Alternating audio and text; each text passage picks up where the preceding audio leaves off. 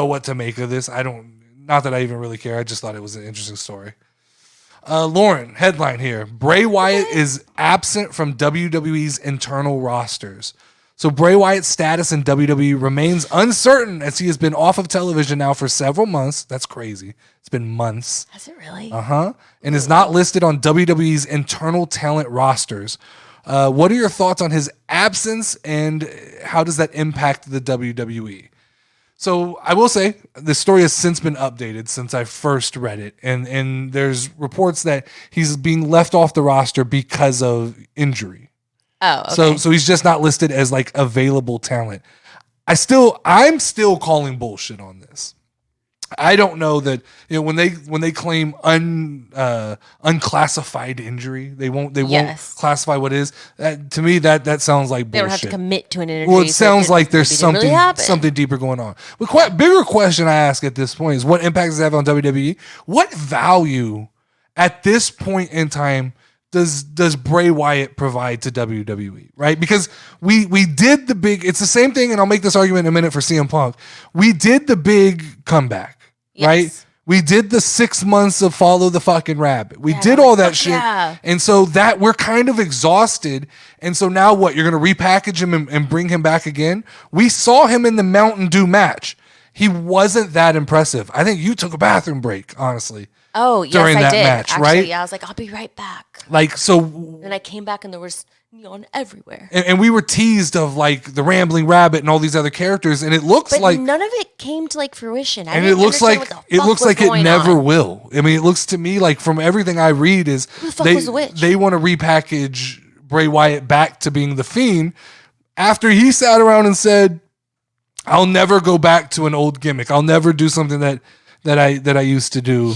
And now it looks like he may be positioned to do that. Like I said earlier, I think one of the biggest problems for Bray Wyatt is Bray Wyatt still sees wrestling like the Attitude Era, and he wants to create compelling stories with these over-the-top characters, which would be great. I think if they let him do it, it would work. But I think there's a push and pull within creative to be like, you got to ground this more. This doesn't jive with our Austin theories. This doesn't work. Sense. Yeah, this doesn't mesh with it, like these certain things. And so I think that he becomes frustrated, and I think he's a high emotion guy. I think he's a guy who probably rides the roller coaster, right? When he's on top, feels good. When it's not, he's in depression. He don't want to fucking be there. And I think right now we're in that lull of like, he's stomping his feet saying, you didn't let me do what I wanted to do. And so the problem with that is, I think at this point, a lot of people view him as a little bit of a joke. Yeah. I think there's a perception that Bray Wyatt is a little bit of a joke, right? They did all of this 6-month mysteries. For what? To lead up to a branded match of Mountain Dew, and then he just disappeared. How do you explain that away? What we can't fucking do, and what they probably will do is, we can't 3 weeks from now just have a fucking QR code pop up. Like I'm fucking. If they do, I'm not scanning the motherfucker. We're not doing that again. If Bray Wyatt comes back, bring him back. Tell me what he is. Exactly. And I'll be good. I mean, that's exactly right. Right. I just like, I think he had an idea. I think when he sat down originally to come back, he's like, look, I have a plan. 6 characters. It's going to work like this. And I think they were probably like, oh no, that sounds good, Bray. Who do you want? And he probably gave them a list of 6 characters, and they looked at the characters and they go, oh, we're not hiring all these fucking people. We're not like, what are we going to do with these guys if this doesn't work? Yeah. And so I think, he wanted some of these indie wrestlers and friends of his. And I think that WWE, once he was signed and kind of back in, they go, oh, by the way, we're not going to get all those people.